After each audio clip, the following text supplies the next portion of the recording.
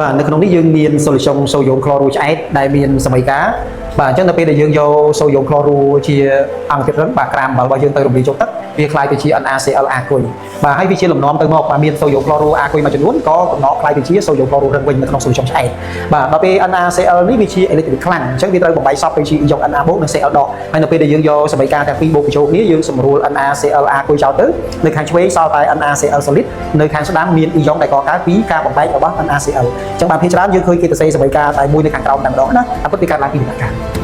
អញ្ចឹងនៅពេលដែលយើងបន្ថែម solution HCl ចូល HCl ប្រតិកម្មជាមួយទឹកសពវាជាអាស៊ីតខ្លាំងវាបង្កើត hydronium ហើយនិង Cl ដកបាទអញ្ចឹងការបន្ថែម HCl នឹងធ្វើឲ្យកំហាប់ ion ក្លរូនៅក្នុងសូយ៉ូមក្លរូឆ្អែតរបស់យើងកើនឡើងអញ្ចឹងតាមគោលការណ៍រំកិលលំនឹងលើសារទៅនិយាយកាលណាយើងបង្កើនកំហាប់ប្រភេទ PV នៅខាងស្ដាំលំនឹងនឹងរំកិលទៅខាងឆ្វេងពេលដែលវារំកិលទៅខាងឆ្វេងវានឹងធ្វើឲ្យមានក្រាម NaCl កើតឡើងអញ្ចឹងយើងនឹងសង្កេតឃើញមានកកពណ៌សដែលជាសូយ៉ូមក្លរូកើតឡើង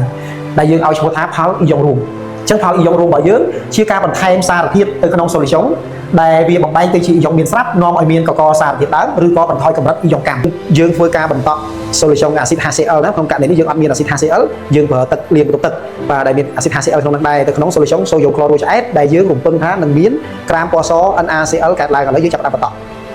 បាទចឹងដល់ពេលដែលយើងបន្តទៅយើងឃើញថាពិតជាមានក្រាមពណ៌សសូយ៉ូមក្លរូប្រកបមែនអញ្ចឹងវាពិតជារំកិលមកឆ្វេងតាមគោលការណ៍រំកិលលំនឹងរបស់លោកលើសារទៅនិយាយអញ្ចឹងការបន្ថែមសារធាតុដែលបំបែកជា ion មានស្រាប់នាំឲ្យមានកំណល់កកសារធាតុដើមឬបន្ថយកម្រិត ion កម្មហៅថាផល ion រួម